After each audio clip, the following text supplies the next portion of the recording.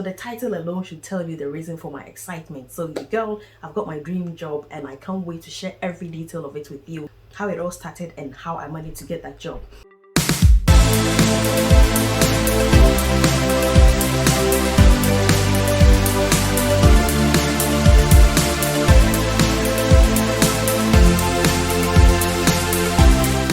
Hello lovely people, my name is Diana. I migrated from overseas. I'm currently working in the UK as a registered nurse. So if you want to know anything about how you can successfully migrate to the UK, either as a nurse, as a healthcare assistant, senior carer, this is the right channel for you. Don't forget to stick around, subscribe, and also share this video with others. So as you can tell, even for me to be filming in my uniform and the way I'm jumping up and down, dancing, throwing my hands up and down, it should tell you the reason why I'm so excited. I'm just going to tell you my story, how life has been with me as a registered nurse from overseas and how far I've come and why I'm doing what I'm doing currently. So just like any overseas nurse, I migrated from Ghana. I also went through the whole process of writing the English exams, CBT. I came here to do the OSCE. Finally, I passed and then got my PIN as a registered nurse. So I've been practicing as a registered nurse in the UK for some time now. After I passed my OSCE, the first ward I worked in was gastro-medical ward. Any medical condition that had to do with the gastrointestinal tract, that was what we were dealing with. I worked in that ward for about 9 months and then I moved on to surgical units. It's more like a day surgery unit. So what we used to do over there was we just do minor surgeries and then we discharge the patient the same day. They don't sleep overnight. So I really loved that job. It was still 12 hours job. There was no nights.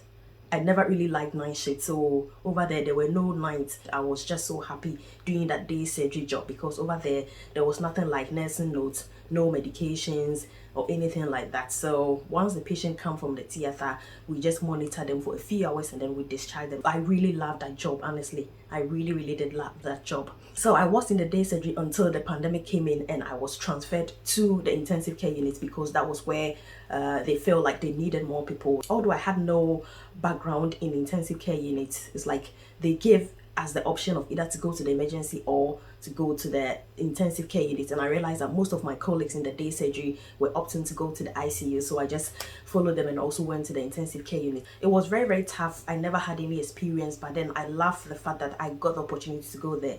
It was really tough. I did learn a lot. I will take that experience with me everywhere I go. It built up my confidence because I got to see a lot and I really did learn a lot, and I really appreciate the opportunity I had to go to the intensive care unit. I mean, when the pandemic started slowing down, the workload also reduced, so they didn't really need us anymore in the intensive care unit. So I was moved again to another COVID rehabilitation unit. So honestly, I've been moved around a lot since I've been in the UK. So what we used to do in the COVID rehabilitation unit was we used to look after those who managed to recover and from COVID and needed rehabilitation support.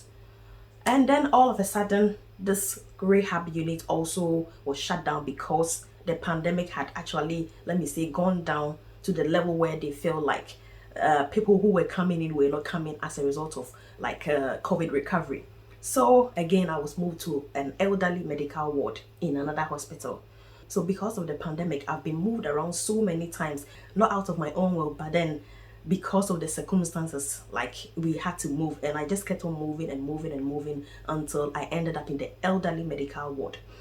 What we used to do in the elderly medical ward, it's just basically elderly frail patients who also have other medical conditions. So it was more like a medical ward basically. So it got to a point where I felt like this is becoming too much. I mean, having been moved around several times. So for those of you who are here in the UK, you know how tedious it can be, especially working 12-hour shifts.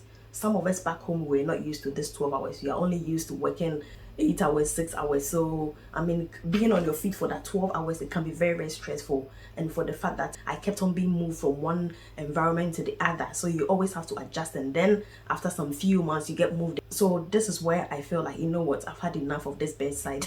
I mean, it's enough. I've had enough experience. I've been to the intensive care unit, I've been to the surgical ward, medical ward. I mean, it's been quite a lot. I've learned a lot. It has built up my confidence. I've taken so much experience from all of these places. So I just felt I needed a break from the bedside. So if you follow from where I started working here in the UK up until where I ended, you would understand why I actually got fed up. So I just felt like, let me just look for something that is not really bedside, something that's a bit laid back, not so intense as being in the bedside, because I feel like, no, your girl, I've had enough, I just need a break. So I started doing a bit of research to find out what other options are there, apart from bedside nursing. And being an overseas nurse, you are on a tier 2 visa, so you are always thinking of moving from one place to the other, and the fact that you have to switch visas and all of that. So if you are not aware of the restrictions of the tier 2 work visa, so if you are moving to a hospital which is part of a different trust altogether, you will need to switch visas. I just feel like maybe there could be something out there that I could get sponsorship for, which is not bedside nursing. I've done a video on some of the restrictions that are on the tier 2 work visa that people are not really aware of. I'll leave the link so that you can have a look, so that at least you'll be aware. If you are yet to come to the UK, you'll be aware of some of the restrictions that come with the tier 2 visa. Because I was so bent on leaving the bedside, I just kept on looking and looking. I just went to Google looking for non-bedside nursing jobs until I came up with a few non-bedside jobs that I could even get sponsorship for. Thank God I came up with a lot of jobs here in the UK that you could do with sponsorship, even as an overseas nurse. This is something most people are not aware of. So it even prompted me to do a video about it. So I did a video about non-bedside nursing jobs in UK that you can get sponsorship for. A lot of people are, stressed at the bedside, and they are looking for way out, but they don't really know of any other option they could actually branch into. So this video, I believe, will be very, very helpful. Check that out. I'll leave the link in the video description as well, so that you can click on it and then have a look. So out of all the non-bedside jobs I came across, I chose my top 3. So the first one was research nursing, another one was disability assessor nursing, and the third one was vaccination or immunization nurse. I started applying for the disability assessor jobs. Unfortunately, all of them came back with a negative feedback. My next option was to go in for the research job. I applied for research jobs. I was shortlisted for interview, but unfortunately, that was where it ended. After the interview, I was told that unfortunately we were not successful, so that was also pushed aside. So I was kind of left with the immunization or vaccination nurse. So at this point, I was almost kind of giving up. I felt like, let me just try this. If this one doesn't work out, I'll just forget about it. And then I started looking for vaccination or immunization nurse. Thank God I came across vaccination nurse jobs. There were 2 vacancies, band 5 and band 6. I applied for both band 5 and band 6. Currently, I'm working as a band 6 nurse, but I didn't even mind if it was a band 5 vaccination job, because I was just so bent on leaving the bedside.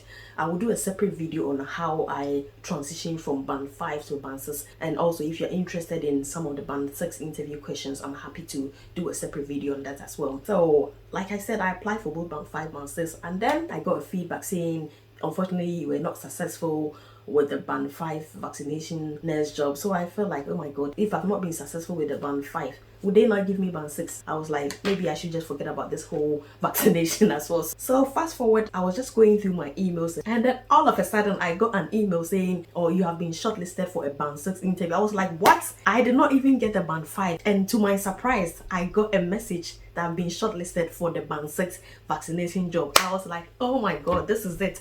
I was so excited. If you were not given band 5, would you even think that you're going to give you band 6? No. So fast forward, I did an interview.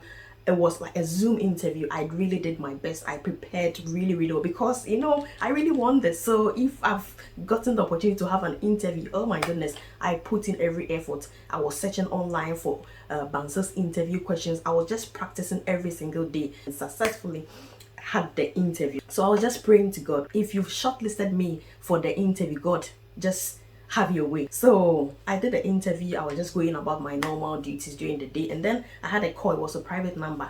So I was like, where from this private number? So I just picked the call, and it was one of the guys who interviewed me. So it was like, hello, am I speaking with Diana? I said yes. So this is blah blah blah from vaccination. So when you mentioned vaccination, I was like, is everything okay? And then he was like, how did you think your interview went? And I was like, well, I think I did my best, And then it was like, congratulations, we are happy to offer you the job. I was like, on the phone, I just had to compose myself, But then the moment I finished answering the call, I just jumped. It was like heaven coming down. I was like, what? Really? I was just so excited. I was kind of shaking. Honestly, I was excited and shaking at the same time. I wish you were there just to see how I was jubilating, jumping up and down. Oh my goodness. I was so excited that day because I felt like finally I'm going to do like a nursing job that is not bedside. And one good thing is in the job adverts, they had mentioned that they offer tier 2 sponsorship. So the next thing I knew was I was going to have to start the visa switching process. So the BRP I was working with was obviously with my then hospital. Normally after an interview they will send the list of all the people they've selected to the HR, then the HR will get back to you. So I received a conditional offer letter from the HR saying congratulations, you've been offered this job, we need you to do this. So what I needed to do was occupational health checks, referencing, which is the normal thing every employee in UK would have to go through after a job interview. Fast forward, everything went through and then I got the unconditional offer letter, which is actually the final letter. Oh my god, I want you all to thank God for me. The day I received the unconditional offer letter, I was like, I don't even know how to thank God enough because it has been God right from beginning. I've also done a separate video on how you can switch visas, you know, when you change hospitals. I'll leave the link to that video as well so that you can have a look. So the next thing was for me to apply for the new BRP, because the BRP I was using was obviously for the hospital I was working for. Then the documents I needed was the new letter. They also had to issue me with a new COS, and then I added other documents and submitted my document for the new BRP. It did take about 4 weeks for me to get the feedback, and normally when you are leaving a job as a bouncer you have to give 2 months notice. So this is where it becomes a bit tricky. If you don't take care, you will give in your resignation when your new BRP is not even yet. So what I did was, when I received my unconditional offer letter, I gave in my notice because I knew that hopefully in the next 2 months the new BRP would have arrived for me to move on to the new hospital. So that was how I worked it out, and it worked out perfectly. So nearing the time for my resignation to actually start, I had received a new BRP. So transitioning into the new hospital was quite smooth for me. So your girl, I've started a new role as a vaccination nurse. So I don't know if you can see this. That's my name, and senior vaccination nurse. I don't know if you can see this. I hope you can. I'm so excited. I'm so excited. I hope you are excited as I am, and I hope you are happy for me as well. So I'm currently working as a senior vaccination nurse, not just a vaccination nurse, a senior vaccination nurse band 6. So what we basically do is COVID vaccination, flu vaccinations, anything that has to do with vaccinations, we do it. We also go to communities, we go to nursing homes to vaccinate, we go to schools to vaccinate. So it's really exciting. It's not like you being on your feet at the bedside writing nursing notes, doing handover. We don't do any of that. And the working hours are, I do 3 long days and then I get 4 days off, and then in 1 week within the month I do 4 days. And when it becomes less busy, or when the uptake of vaccines go down, we reduce our hours from 8 to 6. So during those times we do work 4 days a week. So it's not bad. I'm really excited. There is nothing as exciting as waking up to go to work when you know you really have the heart for what you're going to do. So if you're working in an environment where you're not happy, sometimes waking up to go to work alone gives you anxiety even before you wake up. I will conclude this video by saying that if you find yourself in a field, in an area, in a ward that you are not really happy about, do not get stuck there. Just move around. You never know what opportunities are there for you, and don't restrict yourself. Try and also do overtime in other wards. It will actually get you exposed to what's going on in other places. You will learn, you get to meet people, you see and you hear what others are doing, and you can also learn from it. So I hope this video has inspired somebody who is actually on the verge of switching visas, or trying to move from one place to the other and not really sure what to do or even to go about it in the first place. I made the move. I told myself I need a break from bedside, so I started doing my research and I finally got the dream job. I hope you found value from this video. If you did, kindly like it, share and subscribe to this channel for more content like this. Bye bye.